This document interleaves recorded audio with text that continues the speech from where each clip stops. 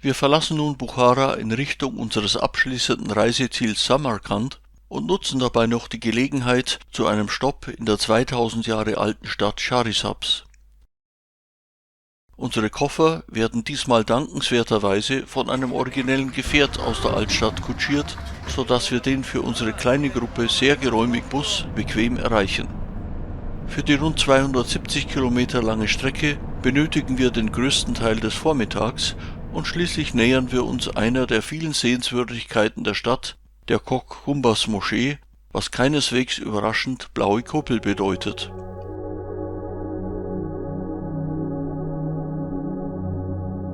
Vom Innenhof des Komplexes nähern wir uns dem stattlichen Eingangsportal. Das aus dem 15. Jahrhundert stammende Gebäude steht wie die gesamte Stadt auf der Liste des Weltkulturerbes.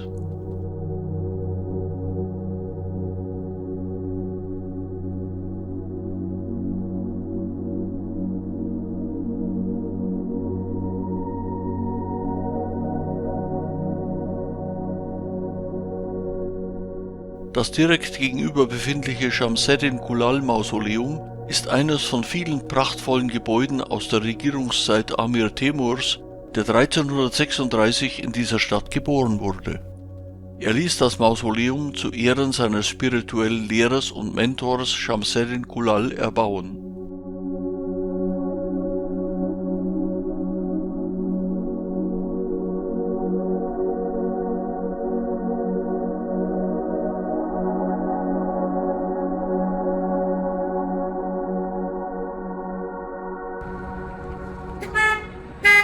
Nach einem kurzen Spaziergang auf der Flaniermeile geht es weiter zur nächsten Sehenswürdigkeit.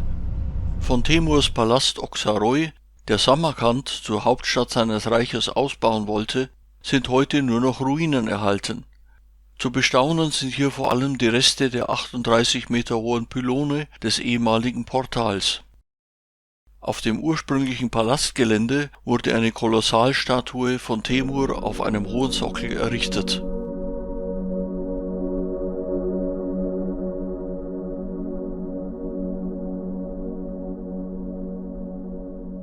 Von Charisabs sind nun nochmals knapp 90 Kilometer zurückzulegen, um mit Samarkand den abschließenden Höhepunkt unserer Reise durch Usbekistan zu erreichen.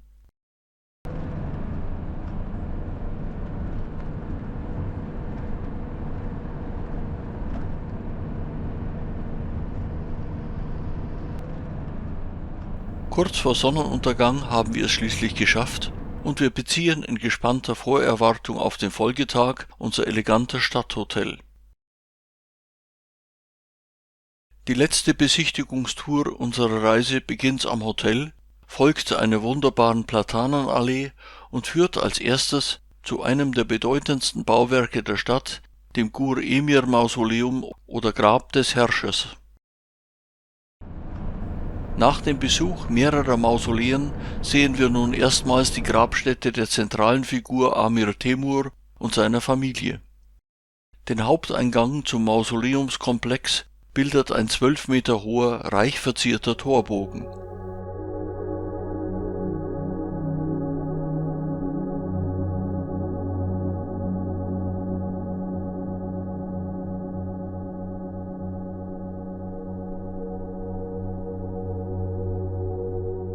Von hier aus gelangt man in einen Innenhof, der den Blick auf das Hauptgebäude freigibt.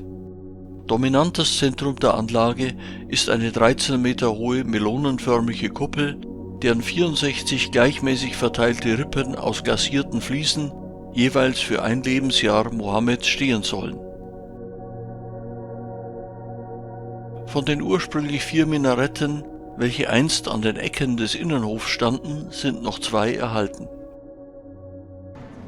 Im Inneren markieren Kenotaphe die unterirdischen Ruhestätten. Temurs Kenotaph im Zentrum besteht aus schwarzem Nephrit. Dann wendet sich unser Blick staunend nach oben.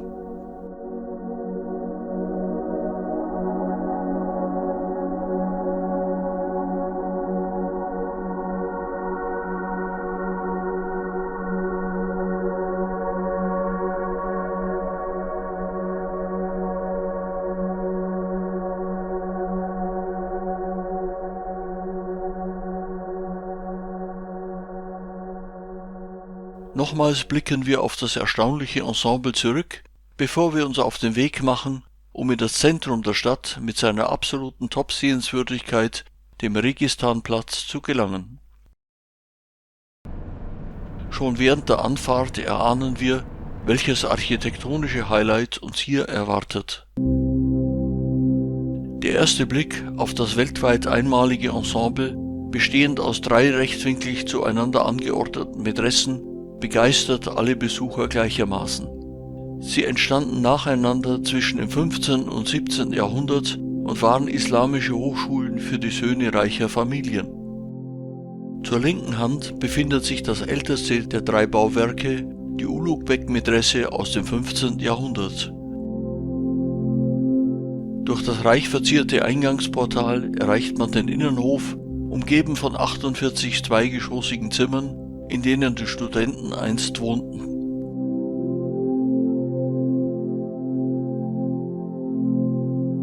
Über eine enge Wendeltreppe gelangt man in die heute als Souvenirläden genutzten Zimmer der Obergeschosse, von deren Balustraden aus man einen schönen Überblick genießt.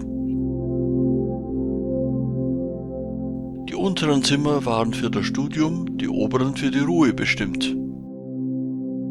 Weiter geht es nun zur zentralen Tilakori-Medresse, die einst als jüngstes Bestandteil des Ensembles Mitte des 17. Jahrhunderts fertiggestellt wurde und unter der türkisfarbenen Kuppel auch eine Moschee enthält.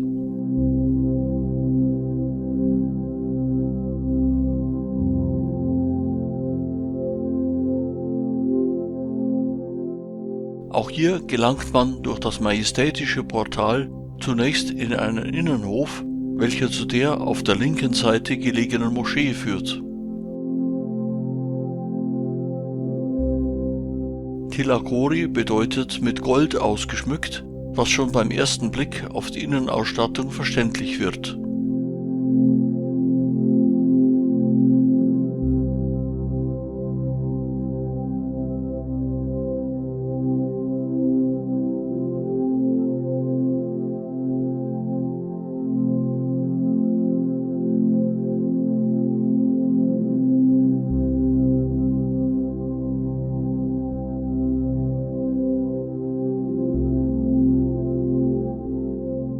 Als letztes wenden wir uns der auf der rechten Seite gelegenen Sherdor-Medresse zu. Ähnlich wie die Ulugh-Bek-Medresse verfügt sie über einen reich verzierten, von Wohnzellen umgebenen Innenhof, der sich offensichtlich prächtig für die Erstellung folkloristischer Aufnahmen eignet.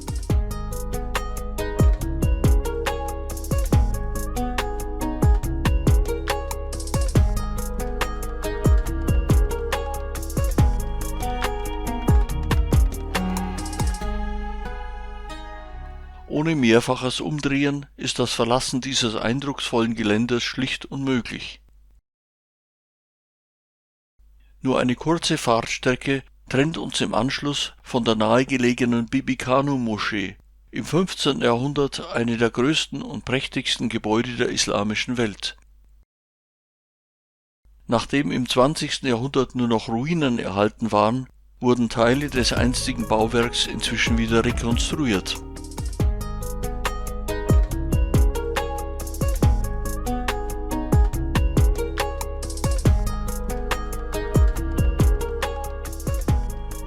Benannt ist die Moschee nach der Lieblingsfrau Amir Temurs.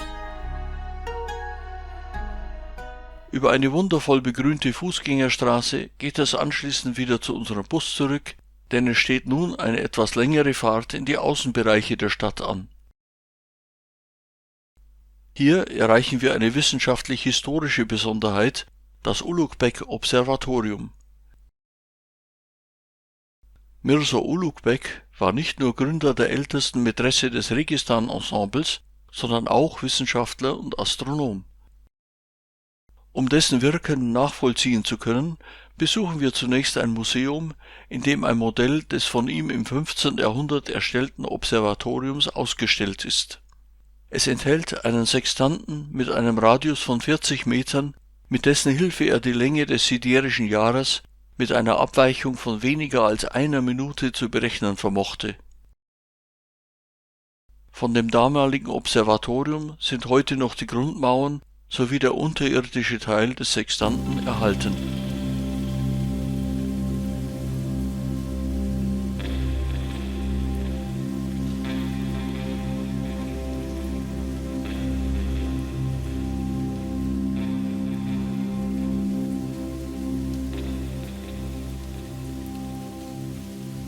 Am späten Nachmittag machen wir uns schließlich auf den Weg zur letzten Top-Sehenswürdigkeit von Samarkand, der Shahi-Sinda-Nekropole.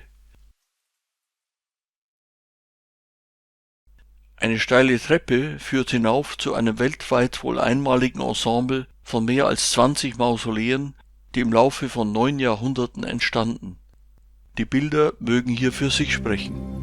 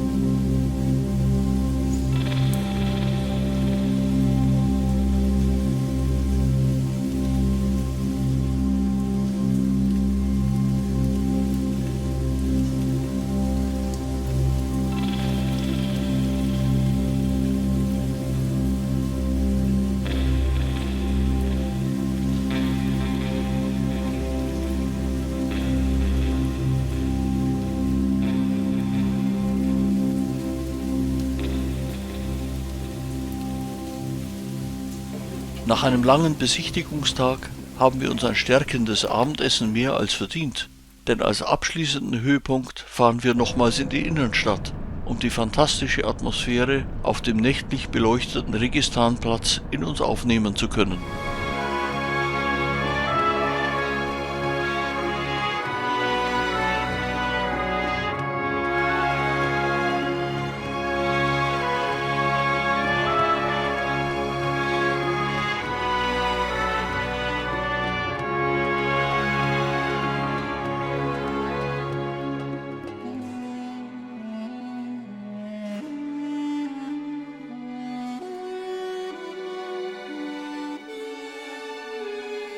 Angesichts solcher Farbenpracht in Kombination mit der Dichte des auf dieser Reise Erlebten scheinen für uns langsam die Konturen der Realität zu verschwimmen.